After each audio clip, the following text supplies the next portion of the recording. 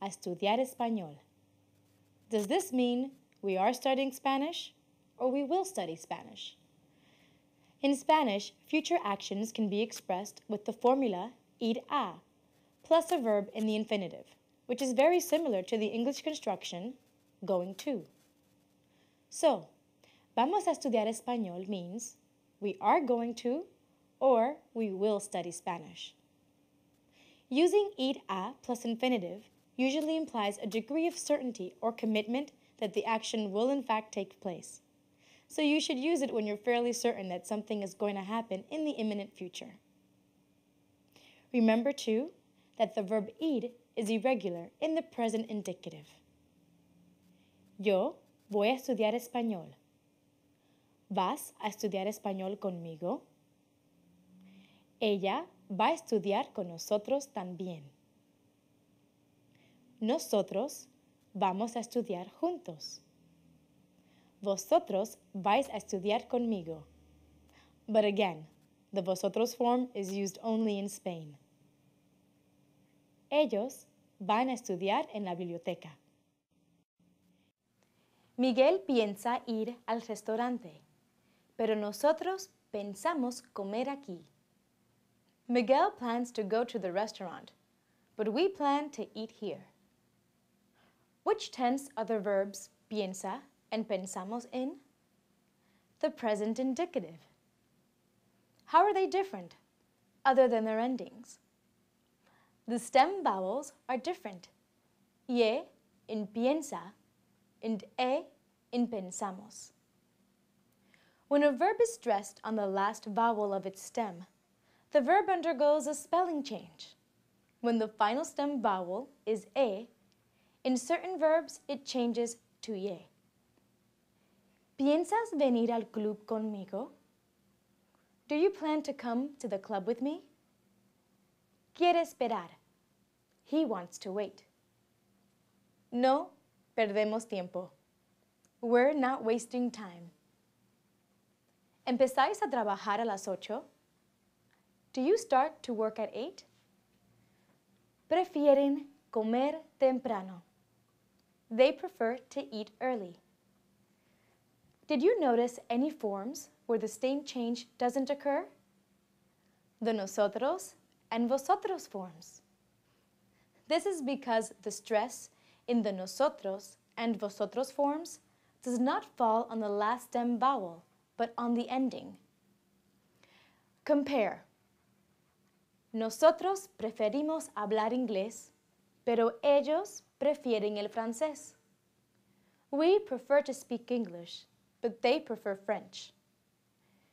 In addition to the verbs we've already heard, other common verbs that undergo the e to ye spelling change include cerrar, to close, comenzar, to begin, entender, to understand, defender, to defend, divertirse, to have fun, and sentir, to be sorry, to feel.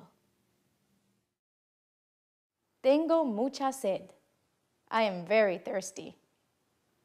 What does the verb tengo literally mean? It means I have, as in tengo dos hermanos y una hermana. I have 2 brothers and 1 sister. However, as our first example illustrates, tener also appears in some very common idiomatic expressions that are often translated into English with the verb to be. Some of the most common include tener sed o hambre, to be thirsty or hungry, tener calor o frío, to be hot or cold, tener razón, to be right, and tener años, to be a certain number of years old. So, in Spanish, when you want to say you are thirsty, you talk about having thirst instead. In other words, the English formula to be plus an adjective corresponds to the Spanish tener plus a noun. Let's take a look at some examples. ¿Tienes frío? Are you cold? Cuando tengo calor, tengo mucho sueño. When I'm hot, I'm very sleepy. Los niños tienen hambre. También tenemos prisa.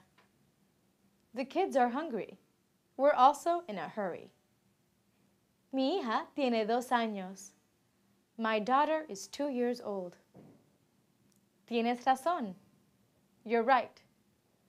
Remember too that tener que, followed by an infinitive, means to have to. Tenemos que estudiar los verbos irregulares. We have to study irregular verbs. Finally, let's briefly review the complete conjugation of tener, as it's irregular in the present indicative. Yo tengo, tú tienes, usted, él, ella, tiene, nosotros tenemos, vosotros tenéis, ustedes, ellos, ellas tienen. Ahora tengo que irme. Adiós. Alba es más alta que Ana. Alba is taller than Ana. Who is taller? Alba or Ana? Alba. To make comparisons that express an inequality, simply place the word más, more, or menos, less, before the quality being compared and the word que, then, after it. Ana is mucho más baja que Alba. Ana is much shorter than Alba. La película es menos interesante que el libro.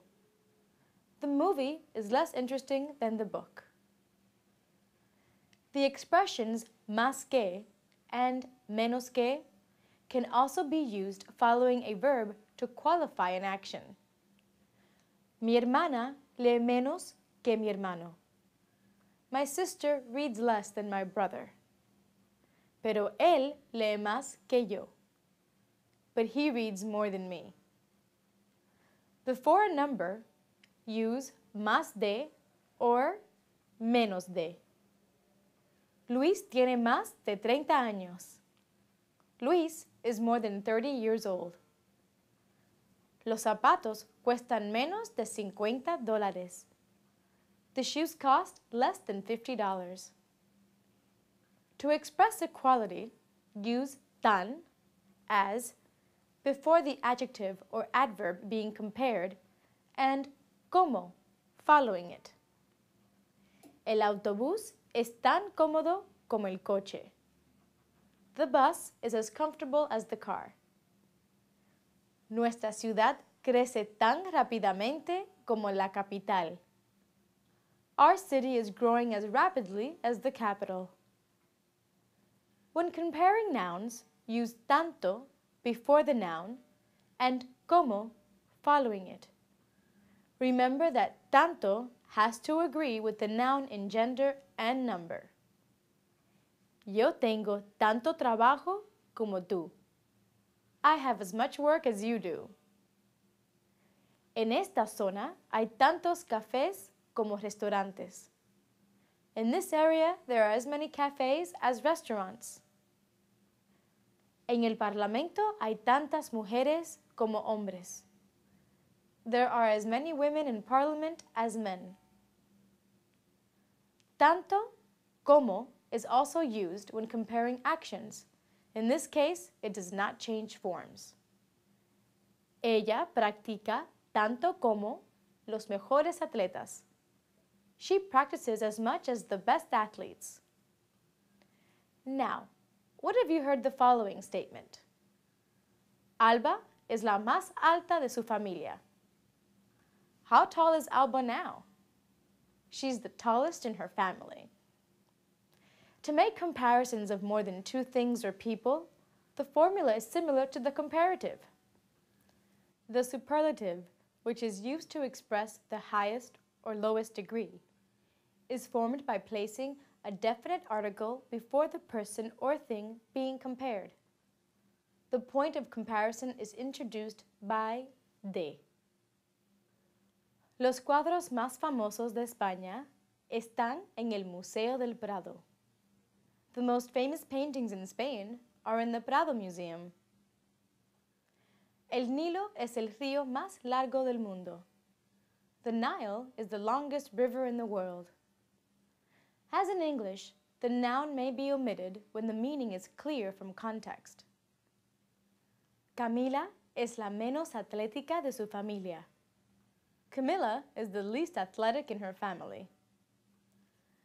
De todos mis hermanos, Manuel es el más independiente. Of all my brothers, Manuel is the most independent. Note that some common adjectives and adverbs have both regular and irregular comparative forms.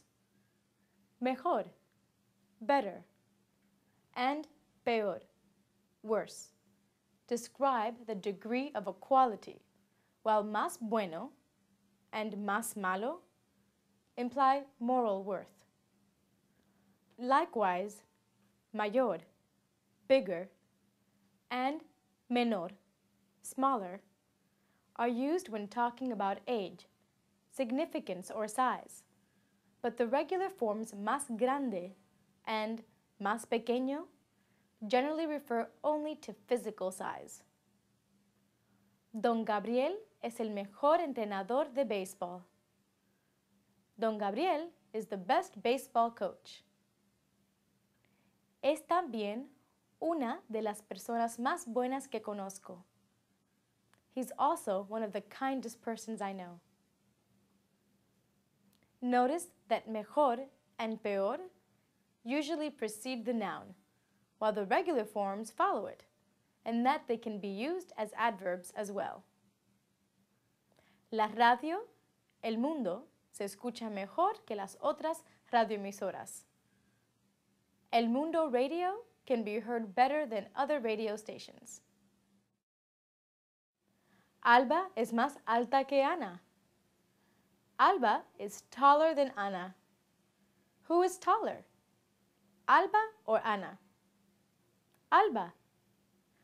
To make comparisons that express an inequality, simply place the word más, more, or menos, less, before the quality being compared and the word que, then, after it.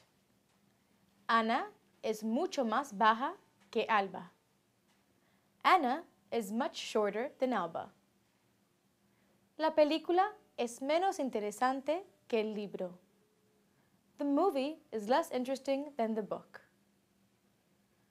The expressions más que and menos que can also be used following a verb to qualify an action. Mi hermana lee menos que mi hermano. My sister reads less than my brother. Pero él lee más que yo. But he reads more than me. Before a number, use más de or menos de. Luis tiene más de 30 años. Luis is more than 30 years old. Los zapatos cuestan menos de $50. The shoes cost less than $50. To express equality, use tan as before the adjective or adverb being compared and como following it. El autobús es tan cómodo como el coche. The bus is as comfortable as the car. Nuestra ciudad crece tan rápidamente como la capital. Our city is growing as rapidly as the capital. When comparing nouns, use tanto before the noun and como following it. Remember that tanto has to agree with the noun in gender and number. Yo tengo tanto trabajo como tú. I have as much work as you do. En esta zona hay tantos cafés como restaurantes. In this area, there are as many cafes as restaurants. En el Parlamento hay tantas mujeres como hombres.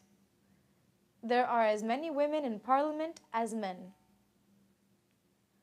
Tanto como is also used when comparing actions. In this case, it does not change forms.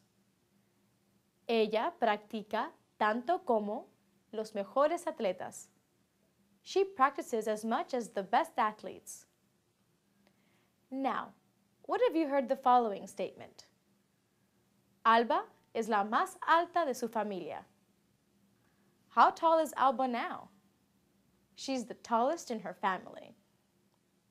To make comparisons of more than two things or people, the formula is similar to the comparative. The superlative, which is used to express the highest or lowest degree, is formed by placing a definite article before the person or thing being compared. The point of comparison is introduced by de. Los cuadros más famosos de España están en el Museo del Prado. The most famous paintings in Spain are in the Prado Museum. El Nilo es el río más largo del mundo.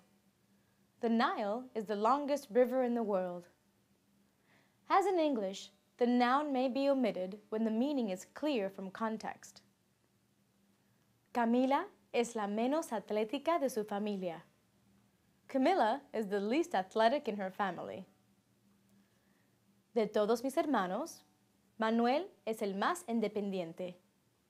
Of all my brothers, Manuel is the most independent. Note that some common adjectives and adverbs have both regular and irregular comparative forms. Mejor, better, and peor, worse, describe the degree of a quality, while más bueno and más malo imply moral worth. Likewise, mayor, bigger, and menor, smaller, are used when talking about age, significance, or size, but the regular forms más grande and más pequeño generally refer only to physical size. Don Gabriel es el mejor entrenador de béisbol. Don Gabriel is the best baseball coach. Es también una de las personas más buenas que conozco. He's also one of the kindest persons I know. Notice that mejor and peor usually precede the noun, while the regular forms follow it, and that they can be used as adverbs as well. La radio, El Mundo, se escucha mejor que las otras radioemisoras. El Mundo Radio can be heard better than other radio stations. Ana no puede venir, pero vosotros sí podéis, ¿verdad? Anna can't come, but you all can, right? Which tense are the verbs puede and podéis in? The present indicative. How are they different, other than their endings?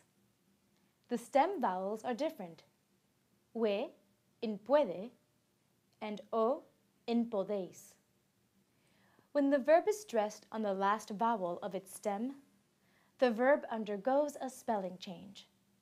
When the final stem vowel is o, it changes to we. ¿Vuelves mañana?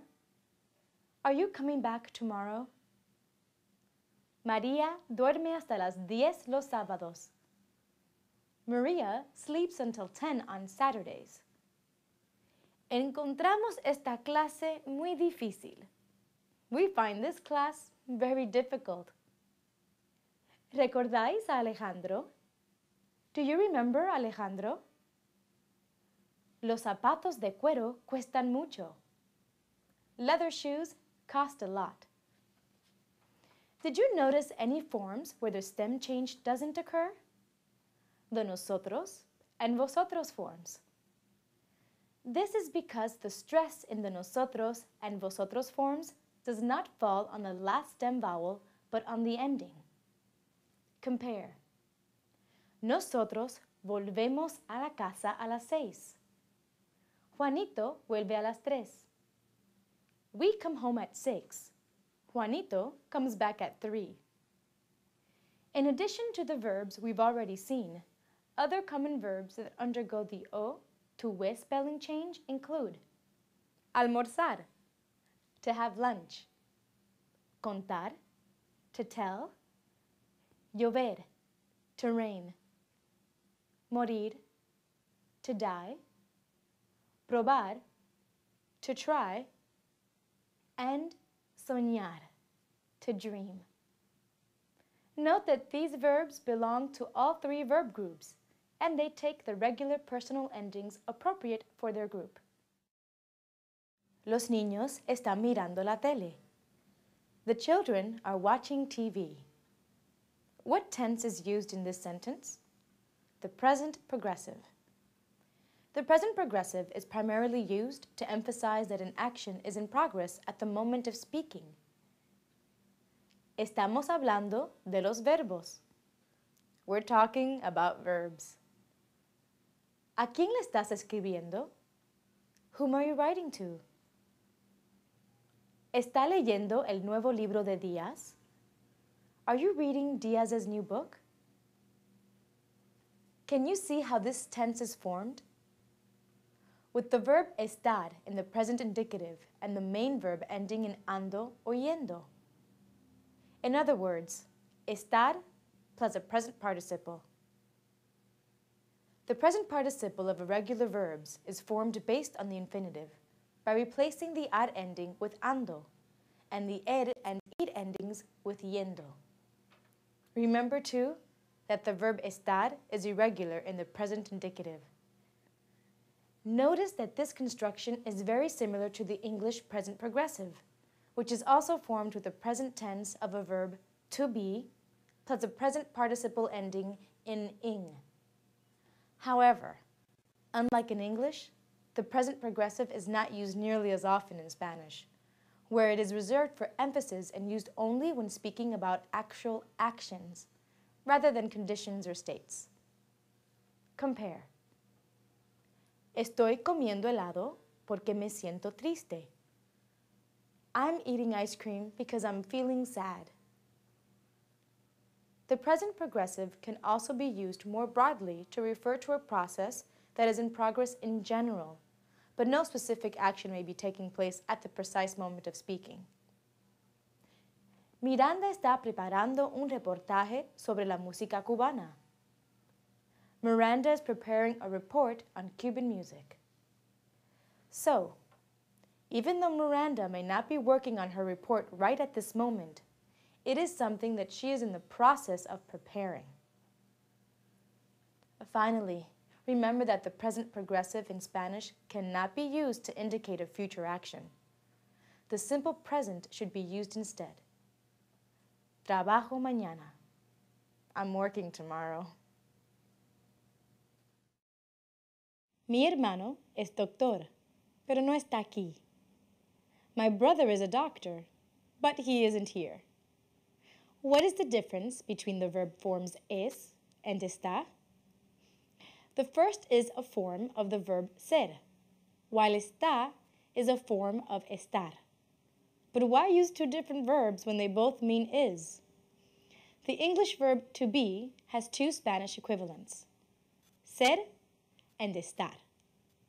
The two verbs are not interchangeable, although there are some contexts where either could be used. What do the following examples have in common? Nela es de Colombia. Es agente de viajes. Nela is from Colombia. She's a travel agent. Este anillo es de plata. This ring is made of silver. Me gustan esos zapatos porque son marrones. I like those shoes because they're brown. All of these examples feature the verb ser. Why? Well, ser is used to identify, describe, or define something, so it usually refers to more permanent characteristics like nationality, origin, profession, ownership, or the material something is made out of, its color or size, or its basic nature or essence. Note that whenever to be is followed by a noun, you will almost certainly need the verb ser. What about estar? Estoy contenta de verte. I'm happy to see you. ¿Dónde está Pablito? Where's Pablito? Está enfermo. He's sick. So, unlike ser, estar is used to describe characteristics which could change, but where the change wouldn't affect the basic nature of the person or thing being described. Estar is generally used when talking about moods, health, a state of being or condition, or to describe personal reactions or a change in the usual characteristics. There are cases where you could use either ser or estar, depending on what you mean to say. For example, if you say, Rosa es muy linda, implication is that Rosa is a beautiful woman. However, if you say, Rosa está linda hoy, then you're commenting on the fact that Rosa looks beautiful today. There are also specific contexts that require the use of one or the other verb, but which have little to do with their meaning. So, ser is always used in the expressions of time. Hoy es lunes. Son las 12:15. Today is Monday. It's 12:15. Estar is always used to refer to location or position, whether you're referring to a person, place, or thing. For example, María está sentada. Maria is sitting. Hawaii está en el Pacífico. Hawaii is in the Pacific. Los zapatos están en el piso. The shoes are on the floor. But the rules apply regardless. Note too that estar is used to form the present progressive tense. Estoy escribiendo una tarjeta postal. I'm writing a postcard. Necesito esta pluma y ese cuaderno. I need this pen and that notebook. What are the words esta and ese in the above sentence? Demonstrative adjectives. Demonstrative adjectives are used to point things out. Specifically, they are este, this, ese, that, and aquel, that over there. Like all adjectives, they agree with the noun in gender and number. Qué bellas las flores de este jardín. How beautiful the flowers in this garden are. Estas naranjas parecen más frescas que esas sandías. These oranges look fresher than those watermelons. Este periódico trae más información que aquella revista. This newspaper has more information than that magazine over there. Este coche azul me agrada menos que aquel coche rojo. I like this blue car less than that red car over there. When demonstratives stand alone and act as pronouns, they take an accent mark over the first e in order to distinguish them from the adjectives, and they agree in gender and number with the noun they refer to. Esas acuarelas fueron pintadas por el mismo artista que pintó aquellas. Those watercolors were painted by the same artist who painted those over there. Este programa es más interesante que ese. This program is more interesting than that one. Esos zapatos me gustan más que estos de aquí. I like those shoes more than these here.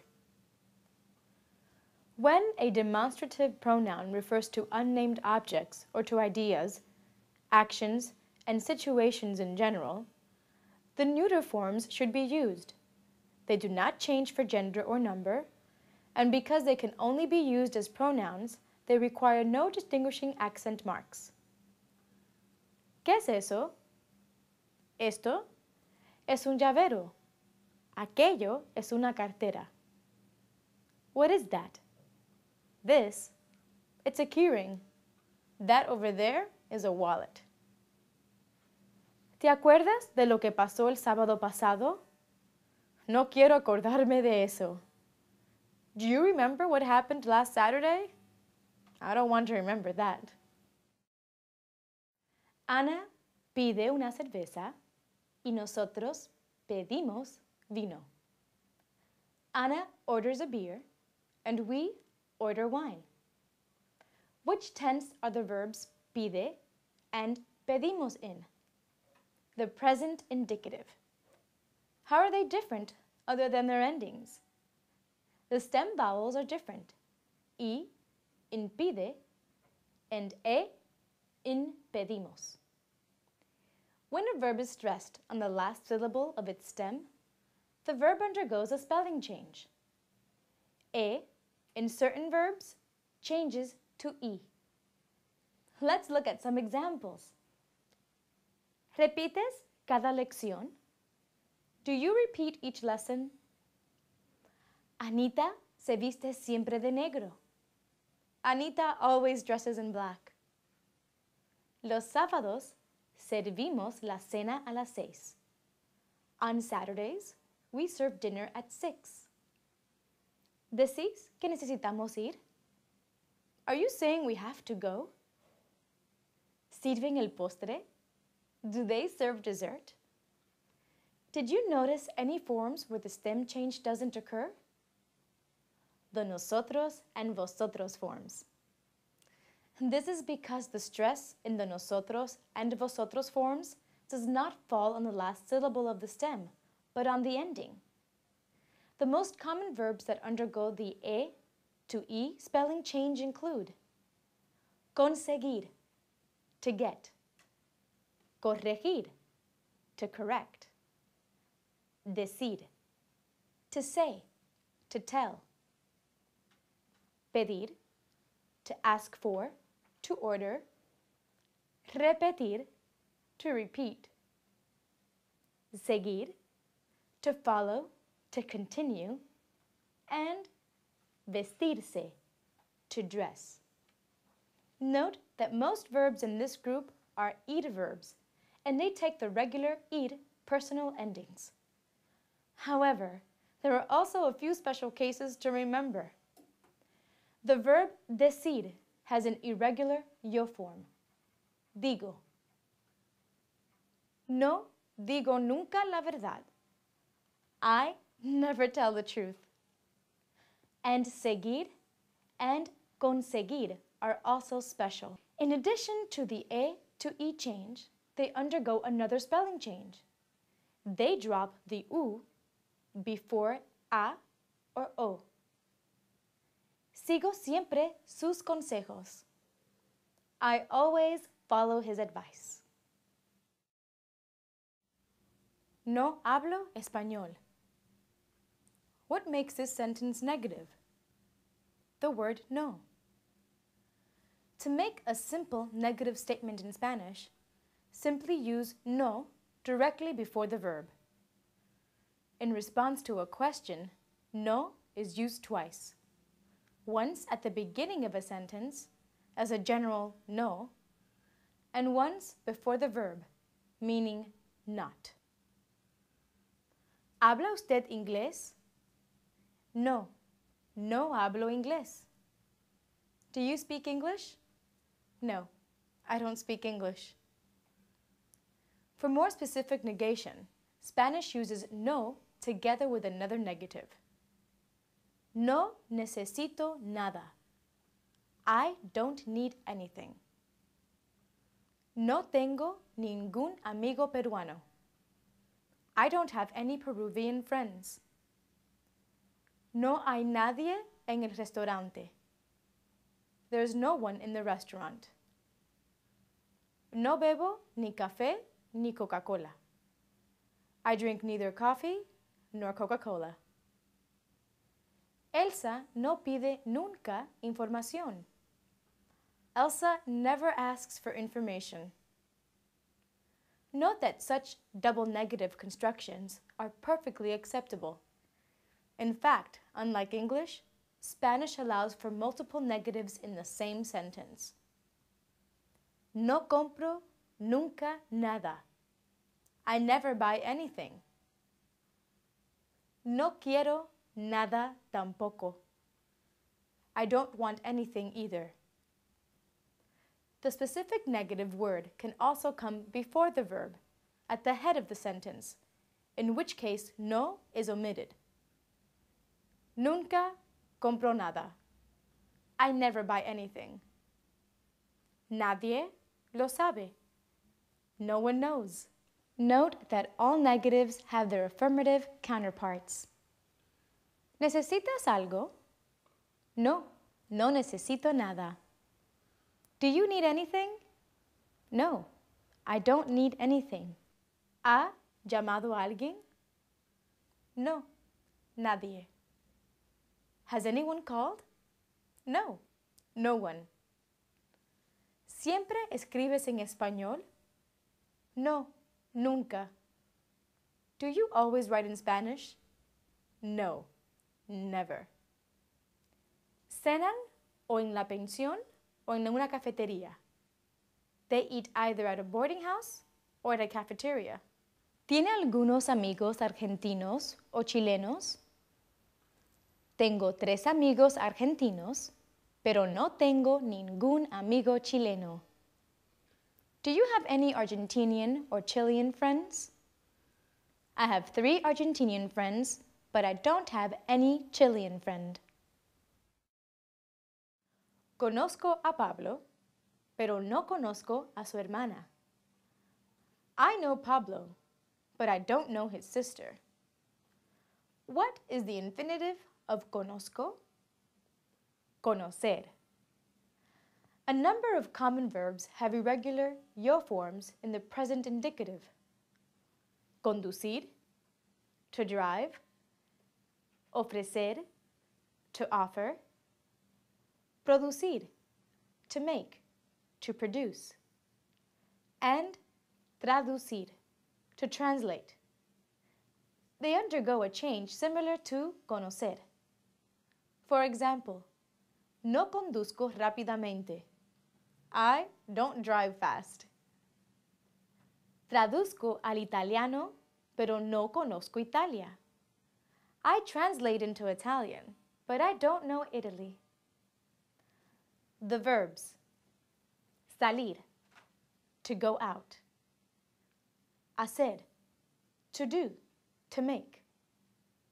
Poner, to put. And traer, to bring. They all have a yo form ending in go.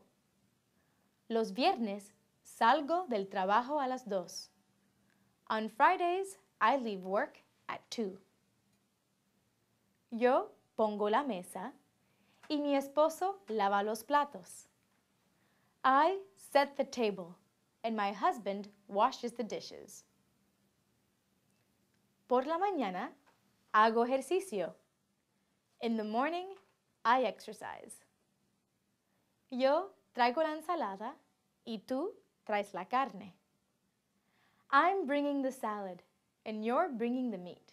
The verbs caber, to fit, dar, to give, ver, to see, oír, to hear, and saber, to know, also have irregular yo forms.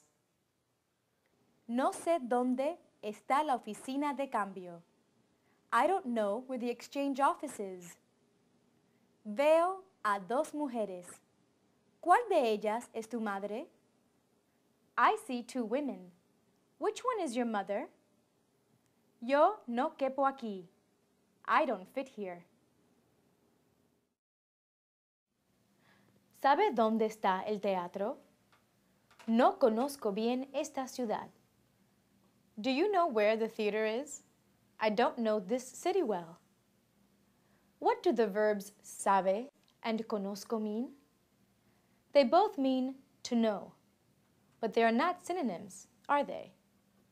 That is, they cannot be used interchangeably because each verb refers to a different type of knowledge. Saber is used when talking about knowing something intellectually, as a result of study or memorization.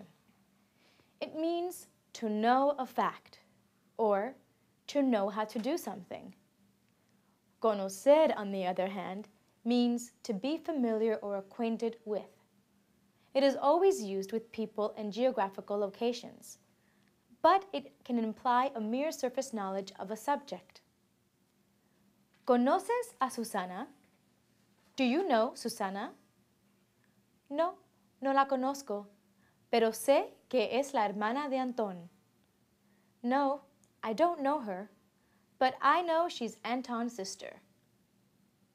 Los estudiantes conocen los poemas de Neruda. The students are familiar with Neruda's poems. ¿Sabes usar una computadora? Do you know how to use a computer? Sé conducir, pero no conozco bien las calles de la ciudad. I know how to drive, but I don't know the city streets well. Note that both saber and conocer have irregular yo forms in the present tense. Sé and conozco. The rest of the conjugations are perfectly regular, however. Finally, take note of a common mistake English speakers make in Spanish.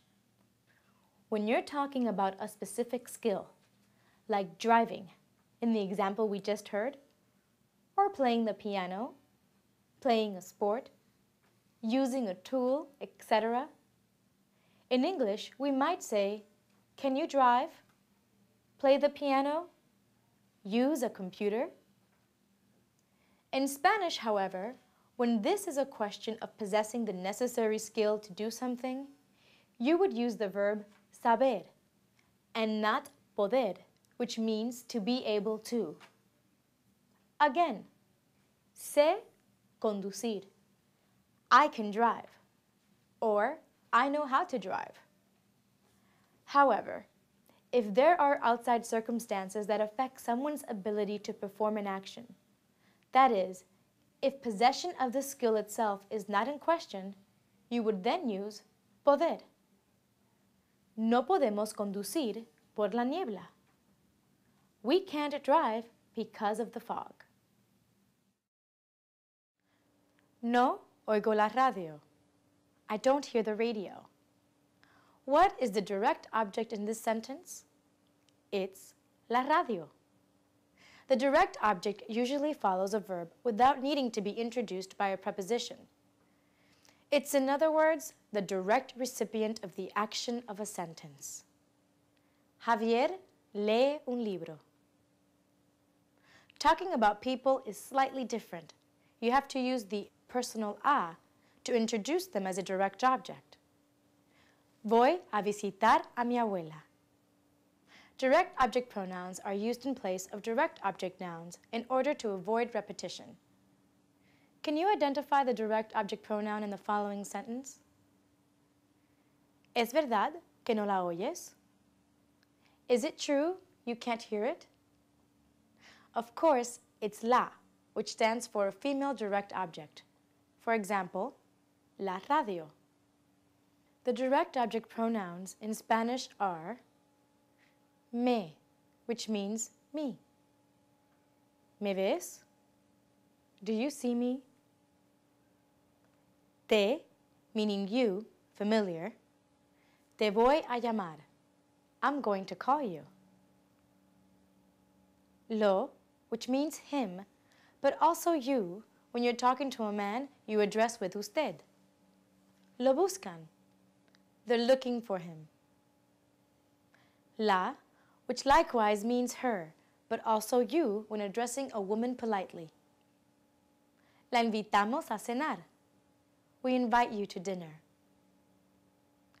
Nos, meaning us. Nos visitan frecuentemente. They visit us often. Os, you, when directed to a group you normally address with vosotros. Os llamaremos a la una. We will call you at 1. Los, meaning them or you, when addressing a group of people. ¿Vamos a comprar los libros? Are we buying the books? Sí, los vamos a comprar. Yes, we're buying them. And las, which means them or you, when you're referring to a group of women or feminine objects. ¿Tienen las llaves? Do they have the keys? No, no las tienen. No, they don't have them. As we saw, direct object pronouns generally come directly before a conjugated verb. But when an infinitive is used following a conjugated verb, the pronoun can either precede the conjugated verb or be attached to the end of the infinitive. ¿Dónde está la tarjeta postal? Quiero firmarla. La quiero firmar. The same is true for present participles. La estoy firmando, or estoy firmándola. Romero le escribe una carta a Juan. Romero is writing a letter to Juan. What is the indirect object in this sentence? It's a Juan. The indirect object is usually introduced by a preposition, and it generally indicates the recipient of the action, that is, to whom or for whom an action is being performed. Indirect objects may be replaced by indirect object pronouns in order to avoid repetition. Can you identify the indirect object pronoun in the following sentence? Romero le escribe una carta. It's le, which stands for a Juan. The indirect object pronouns for yo, tú, nosotros, and vosotros forms are exactly the same as the direct object pronouns. Me means to me or for me. ¿Me escribes? Are you writing to me? Te means to or for you, familiar. Te doy el pasaje. I'm giving you the ticket. Nos means to or for us. Nos hablan siempre en español. They always speak to us in Spanish. Os means to or for you, and it's used when directed at a group you would normally address with vosotros. Os hablaremos a las 8. We will talk to you at 8. The indirect object pronoun corresponding to él, ella, and usted is le, while the indirect object pronoun corresponding to ellos, ellas, and ustedes is les. Le di la información. I gave her the information. Les traigo las tarjetas de embarque. I'll bring you the boarding passes. Note that the pronouns le and les can refer to a number of different people or groups of people. For example, in the sentences we just heard, the information could just as easily have been intended for him or you instead of her, and the boarding passes for them instead of you. The preposition a, followed by a personal pronoun or a noun, can be used for clarification. Le di la información a ella. I gave her the information. Les traigo las tarjetas de embarque a ustedes. I'll bring you the boarding passes. Note that restating the indirect object is very common in Spanish, especially in the third person, even when there is no need for specific clarification. Mañana le pasaré el informe a tu amiga Carolina. Tomorrow I'll give the report to your friend Carolina. As you've probably noticed, indirect object pronouns generally precede a conjugated verb, just like direct object pronouns. When a conjugated verb is used together with an infinitive or a present participle, the pronoun can either precede the conjugated verb or be attached to the end of the infinitive or participle. Le quiero dar dinero and quiero darle dinero are equally valid ways of saying, I want to give him money. ¿Les gusta estudiar la gramática? Do you like studying grammar? The verb gustar, which means to like, works very differently than its English counterpart.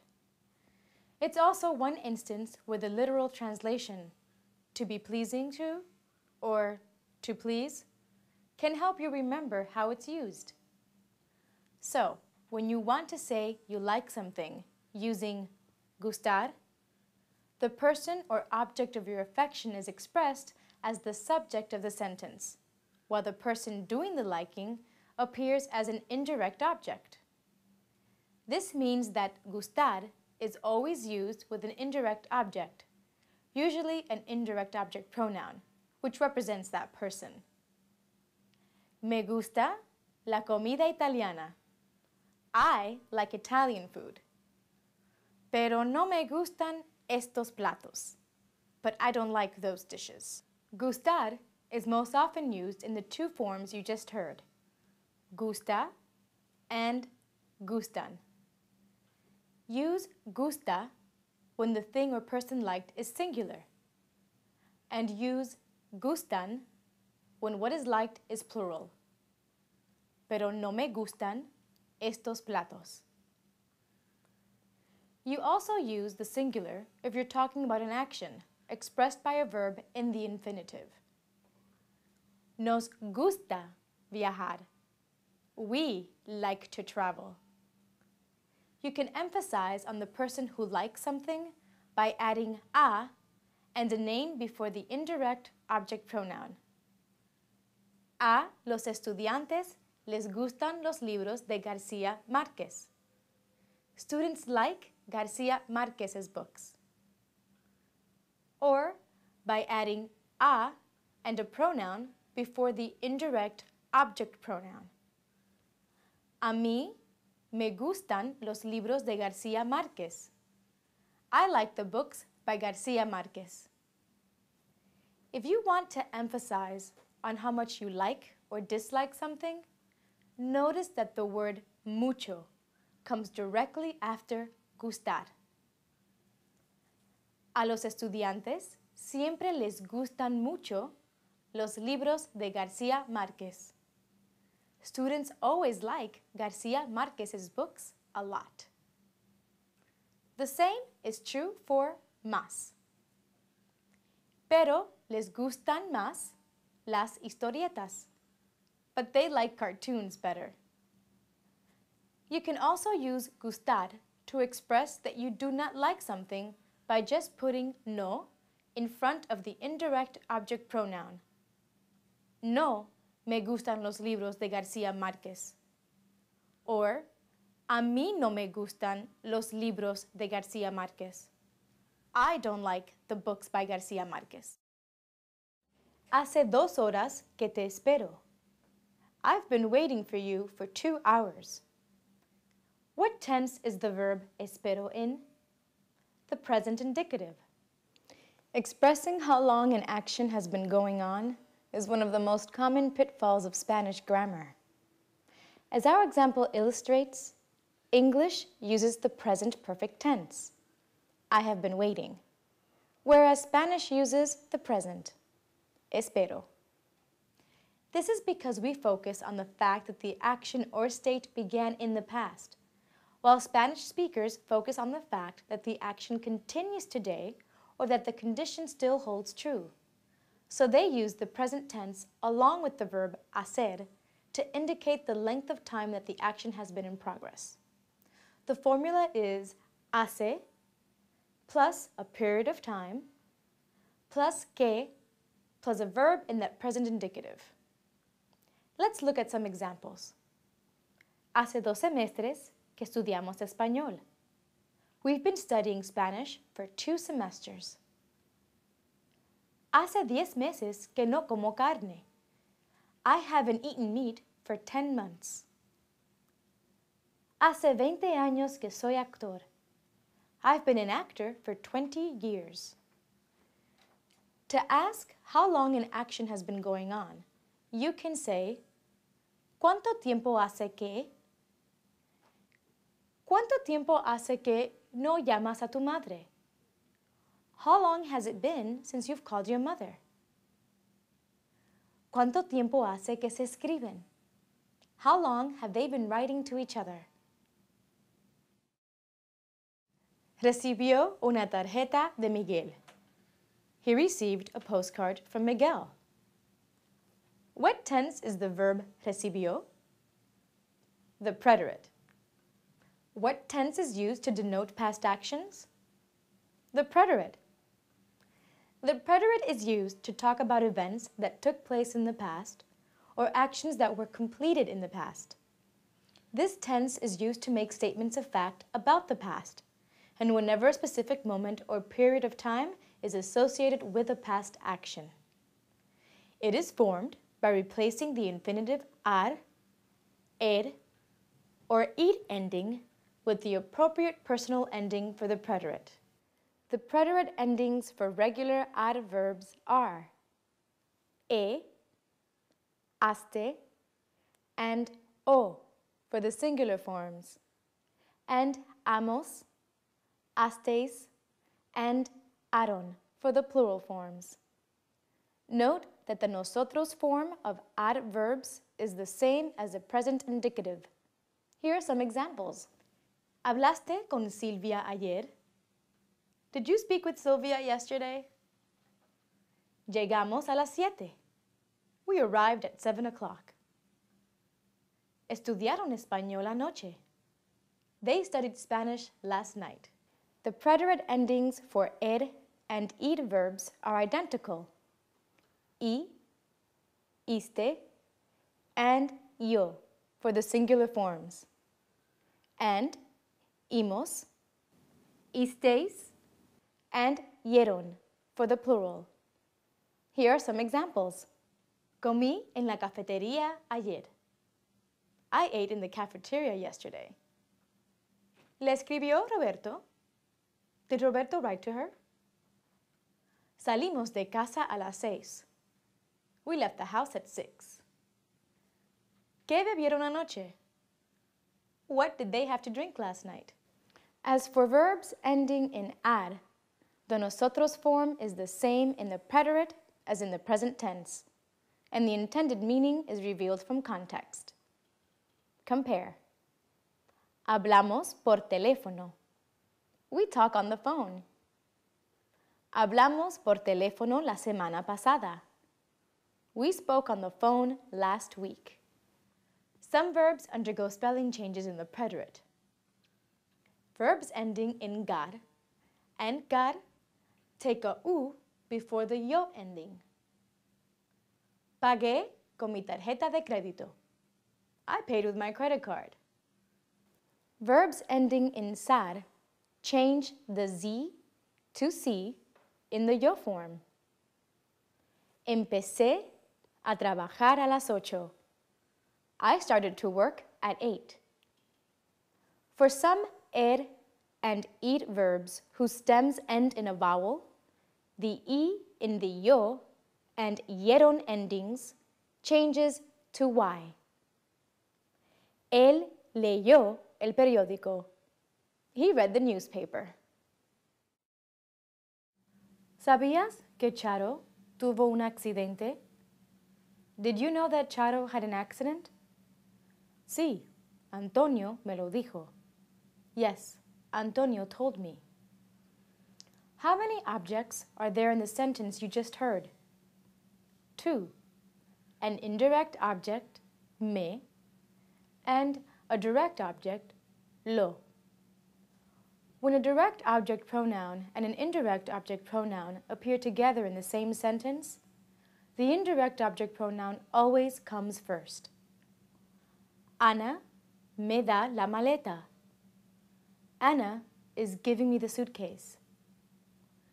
Ana me la da. Ana is giving it to me. ¿Quién te contó la historia? Who told you the story? Me la contó Juanito. Juanito told it to me. The indirect object pronouns le and les change to se before lo, la, los, or las. ¿Le entregaste el paquete a la vecina? Did you deliver the package to the neighbor? No, no se lo entregué hoy. No, I didn't deliver it to her today. If the meaning of se is unclear, the preposition a plus a pronoun or a noun can be used. Se lo entregaré a ella mañana. I'll deliver it to her tomorrow. Like single object pronouns, double object pronouns used with a conjugated verb plus an infinitive or a present participle can either appear before the conjugated verb or be attached to the end of the infinitive or participle. Compare. Se lo voy a entregar mañana. Voy a entregárselo mañana. They both mean I'm going to deliver it to her tomorrow. Juanita te lo está diciendo. Juanita está diciéndotelo. They both mean Juanita is saying it to you. Double object pronouns are always attached to the end of affirmative commands to form a single word. ¿Qué pasó? Cuéntamelo. What happened? Tell me. Note that when object pronouns are attached to a verb, a written accent is often required to maintain the proper stress. La boda de Laura y Roberto fue ayer. Les dimos una lámpara. Laura and Roberto's wedding was yesterday. We gave them a lamp. What tense are the verbs fue and dimos in? The preterite. The verb ser, meaning to be, ir, meaning to go, and dar, meaning to give, are all irregular in the preterite tense. The good news is, the conjugations of ser and ir are identical. Fui al teatro ayer. I went to the theater yesterday. ¿Fuiste a clase esta mañana? Did you go to class this morning? La conferencia fue fantástica. The lecture was fantastic. La semana pasada fuimos a la fiesta de Gabriela. Last weekend we went to Gabriela's party. ¿Fuisteis vosotros también? Did you go as well? Los poemas fueron muy difíciles de comprender. The poems were very difficult to understand. The verb dar is not entirely irregular. It's simply exceptional in that it's an adverb that takes er and id endings. Let's look at some examples.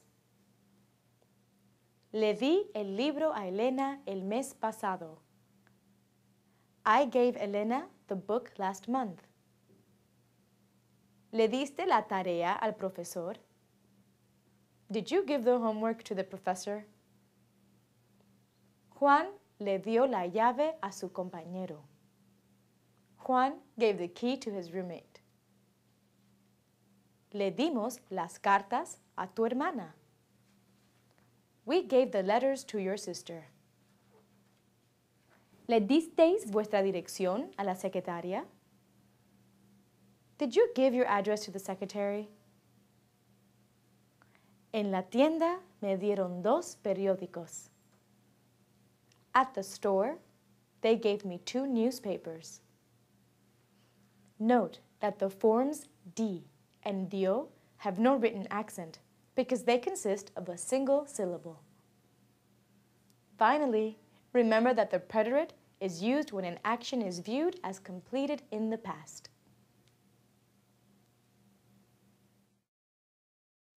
¿Cómo durmieron ustedes anoche? How did you sleep last night? What tense is the verb durmieron in? The preterite. What is the infinitive of the verb durmieron? Dormir.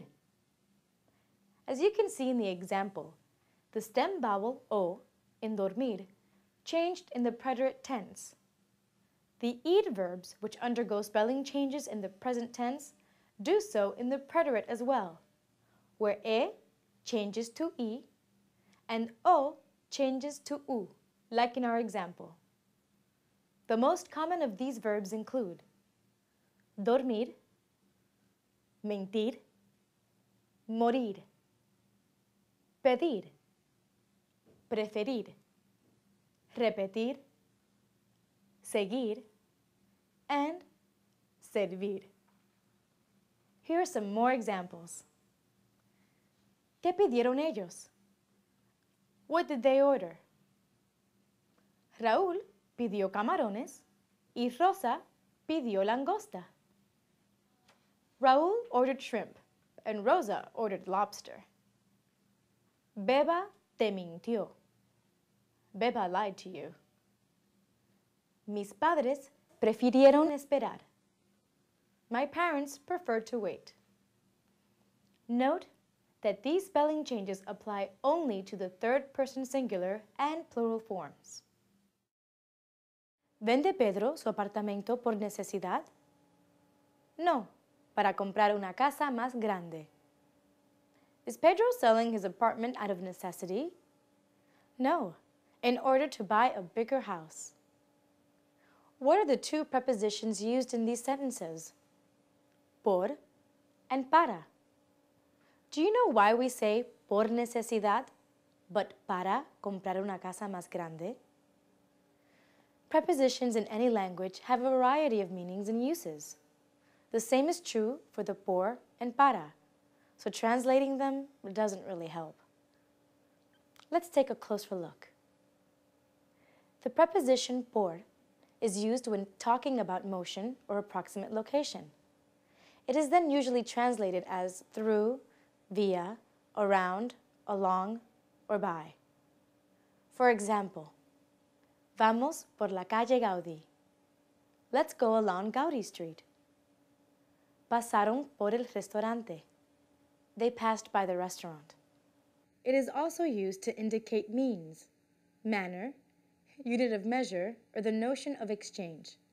For example, están hablando por teléfono. They're talking by phone. Las manzanas son $2 por libra. Te doy $3 por 2 libras. The apples are $2 a pound. I'll give you $3 for 2 pounds. Por also indicates the period of time during which an action takes place. Viajo por 2 meses. I'm traveling for 2 months. And it can mean in search of or for. Voy por Juan y Andrés. I'm going in search of Juan and Andrés. It is also used to indicate the motive or cause of an action. Llegamos tarde por la lluvia. We arrived late because of the rain. Estoy buscando trabajo por necesidad. I'm looking for a job out of necessity. The preposition para, on the other hand, is generally associated with goals, outcomes, or desired effects. It is used to express either a specific destination, vamos para Santiago, we're going to Santiago, a desired time by which an action should take place, in short, a deadline. Quiero leer el libro para la próxima clase. I'd like to read the book for the next class. Who or what something is for. El regalo es para mi hermana. The gift is for my sister. Objectives or goals. Me entreno para los Juegos Olímpicos. I train for the Olympic Games. Or what is hoped to be achieved by doing something. Estoy buscando trabajo para comprar una bicicleta. I'm looking for a job in order to buy a bicycle.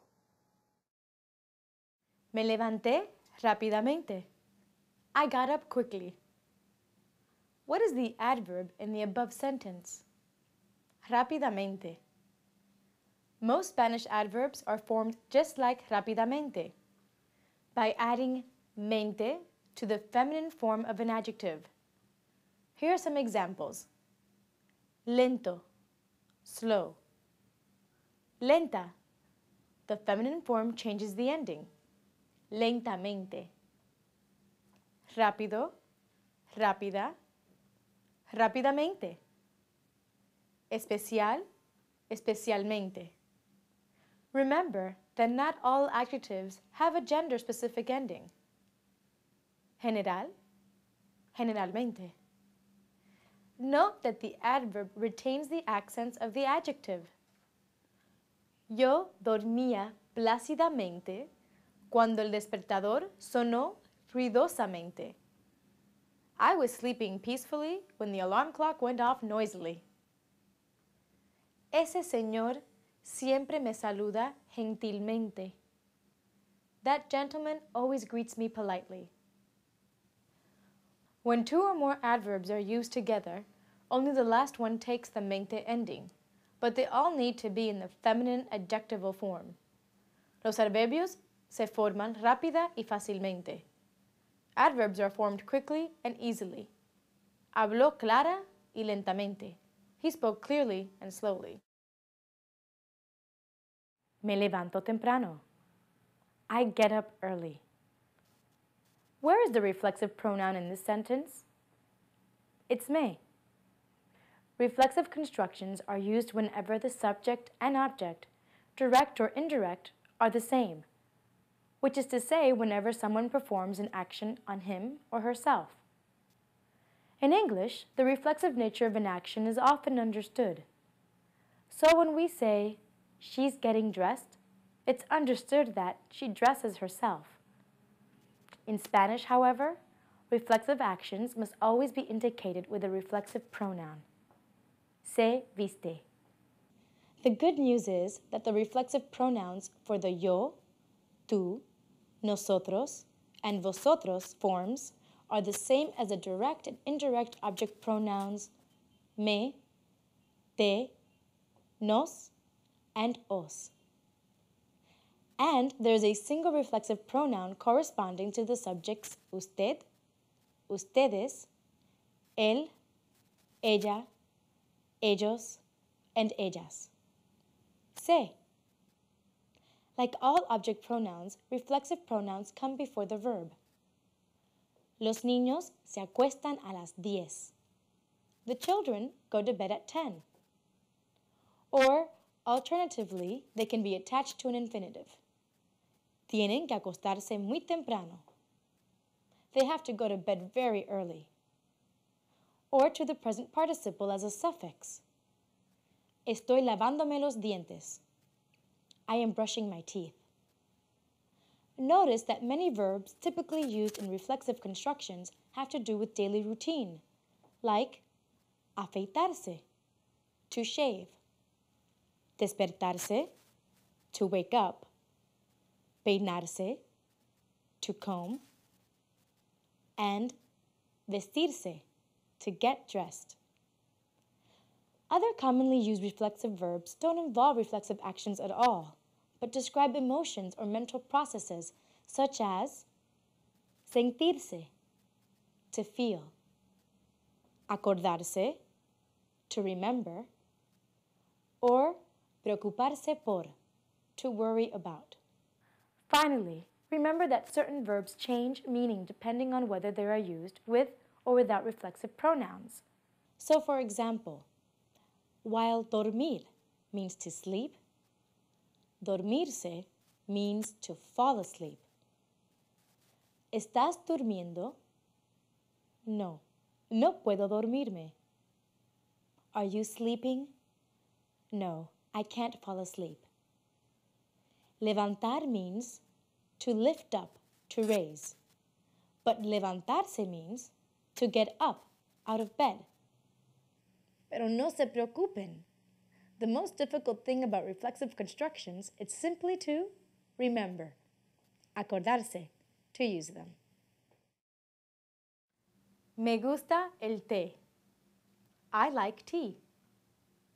What is the word el? It's a definite article. Like English, Spanish has two types of articles, definite articles meaning the, and indefinite articles which translate as a or an. All articles are marked for gender and number, and they agree with the nouns they accompany. The masculine definite articles are el and los, as in el hombre and los hombres. The feminine definite articles are la and las, as in la mujer and las mujeres. The masculine indefinite articles are un and unos, as in un hombre and unos hombres.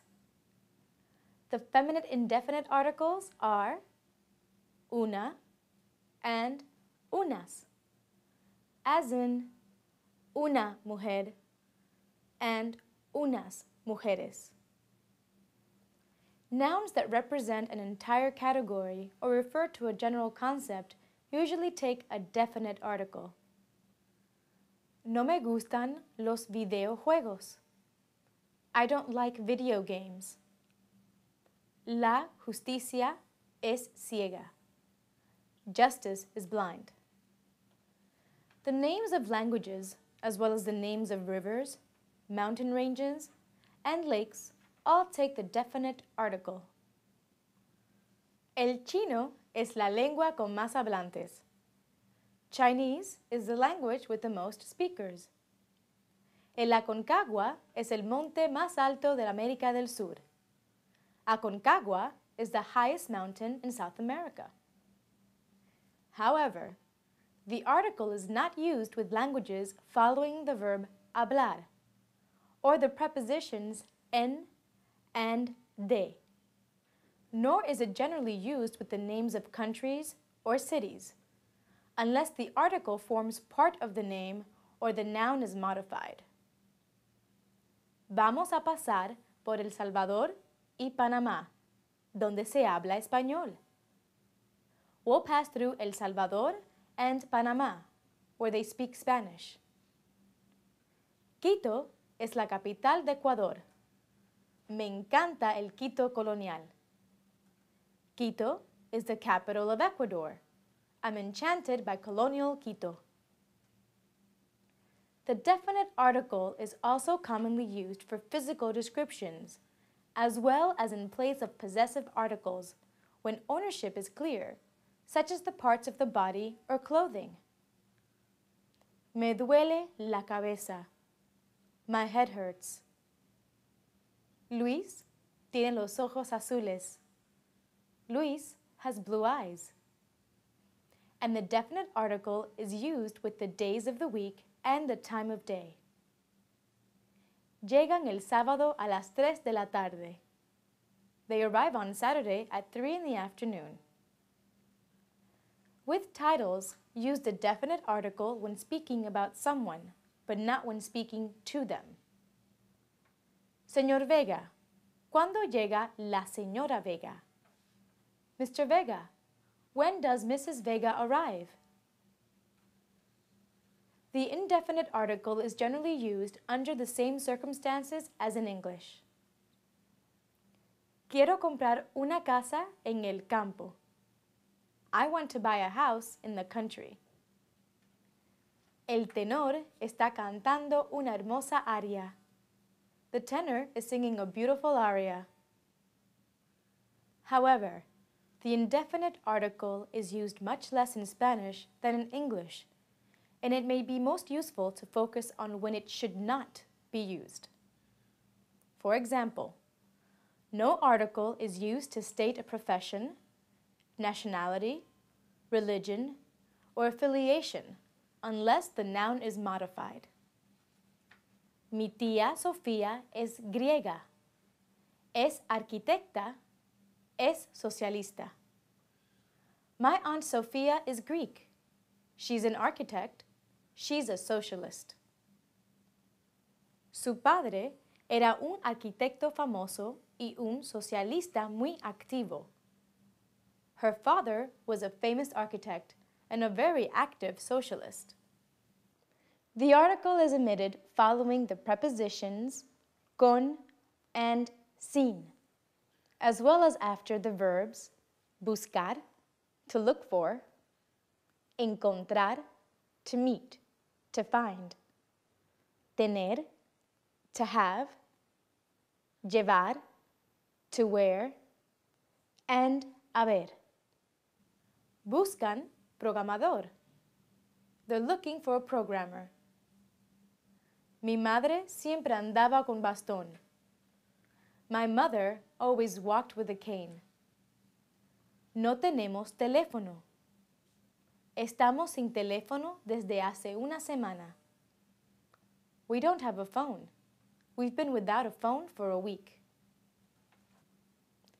The article is also omitted after the expressions cierto, a certain, otro, another, and tal, such a. Necesito verte. Tenemos que hablar de cierto proyecto. I have to see you. We have to talk about a certain project. Necesito pedirte otro favor. I need to ask you another favor. Unlike in English, the article is not used in exclamations following que, and it is often omitted in questions and negative statements. Qué lástima! What a shame! ¿Bebes vino? No, no bebo vino. Do you drink wine? No, I don't drink wine. The plural indefinite articles unos and unas express some or several before a noun and approximately before a number. Vamos a comprar unas lámparas. Costarán unos $300. We're going to buy some lamps. They'll cost approximately $300. Mi coche es rojo. El suyo es azul. My car is red. Hers is blue. What is the possessive pronoun in this sentence? It's el suyo. Possessive pronouns take the place of a noun and its possessive adjective. They agree with that noun in gender and number, and except when they appear after the verb ser, they are normally used together with a definite article. The possessive pronouns meaning mine are el mío, la mía, los míos, and las mías. Here's an example. Yo digo, mi apartamento está en la calle Palma. My apartment is on Palma Street. Julia contesta, el mío está en la calle Estrella. Mine is on Estrella Street. Those meaning yours are el tuyo, la tuya, los tuyos, and las tuyas. Aquí están mis maletas. ¿Dónde están las tuyas? Here are my suitcases. Where are yours? For ours, it's el nuestro, la nuestra, los nuestros, or las nuestras. Su profesor es de Colombia. El nuestro es de Venezuela. Their professor is from Colombia. Ours is from Venezuela. Yours, referring to two or more objects or people, translates to el vuestro, la vuestra, los vuestros or las vuestras, when talking to someone you address with vosotros. Mi apartamento está en la calle Palma. ¿Dónde está el vuestro? My apartment is on Palma Street. Where is yours? When talking to someone you address with usted or ustedes, the possessive pronouns are el suyo, la suya, los suyos, or las suyas. Note that these pronouns have multiple meanings, and depending on the context, they can refer to something that's his, hers, yours, or theirs. For clarity, these possessive pronouns can be replaced by de plus a personal pronoun. Let's look at these examples. ¿El espejo es de ustedes? No, es el suyo. Is the mirror yours? No, it's theirs, or his, or hers, or yours. ¿El espejo es de ustedes? No, es de ellos. Is the mirror yours? No, it's theirs. Tuve un examen la semana pasada. I had a test last week. What is the infinitive form of tuve? Tener. Tuve is the preterite form. A number of verbs are irregular in the preterite tense. Their endings are only slightly irregular. They are the same as those of regular er and id verbs, with the exception of e in the yo form, as in, yo tuve un examen. I had a test. And o in the él, ella, usted form, as in, Manuel tuvo un examen. Manuel had a test. Notice that neither e nor o is accented. Now, let's take a look at the stems. As you saw in the opening example, the stem of tener changes in the preterite to tuv. Estar and andar work the same way. Estuv and anduv. Anduvimos por la playa ayer. We walked on the beach yesterday. Yo estuve en casa. I was at home. The verbs poder, poner, and saber all have a u in their preterite stems. No pudieron llamarte ayer. They couldn't call you yesterday. Marta no supo dónde estuviste. Marta didn't know where you were. Geraldo puso tu tarjeta en el coche. Geraldo put your card in the car.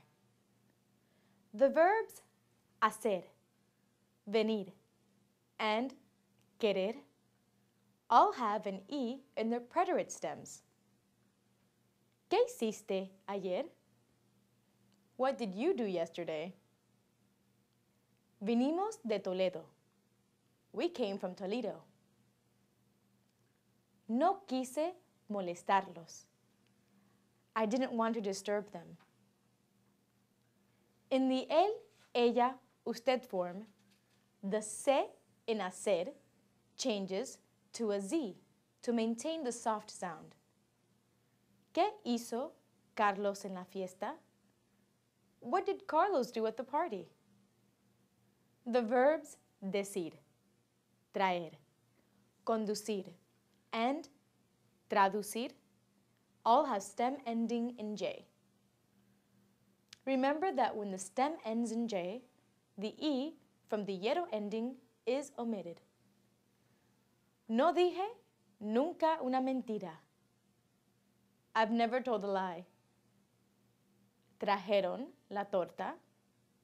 Did you bring the cake? Condujiste mi coche anoche. Did you drive my car last night? Tradujimos ese documento el mes pasado. We translated that document last month. Note that the preterite of I is hubo. Hubo un partido ayer. There was a game yesterday. Hace 2 horas que te espero. I've been waiting for you for 2 hours. What tense is the verb espero in? The present indicative. Expressing how long an action has been going on, is one of the most common pitfalls of Spanish grammar. As our example illustrates, English uses the present perfect tense, I have been waiting, whereas Spanish uses the present, espero. This is because we focus on the fact that the action or state began in the past, while Spanish speakers focus on the fact that the action continues today or that the condition still holds true. So they use the present tense along with the verb hacer to indicate the length of time that the action has been in progress. The formula is hace plus a period of time plus que plus a verb in that present indicative. Let's look at some examples. Hace 2 semestres que estudiamos español. We've been studying Spanish for 2 semesters. Hace 10 meses que no como carne. I haven't eaten meat for 10 months. Hace 20 años que soy actor. I've been an actor for 20 years. To ask how long an action has been going on, you can say, ¿Cuánto tiempo hace que? ¿Cuánto tiempo hace que no llamas a tu madre? How long has it been since you've called your mother? ¿Cuánto tiempo hace que se escriben? How long have they been writing to each other?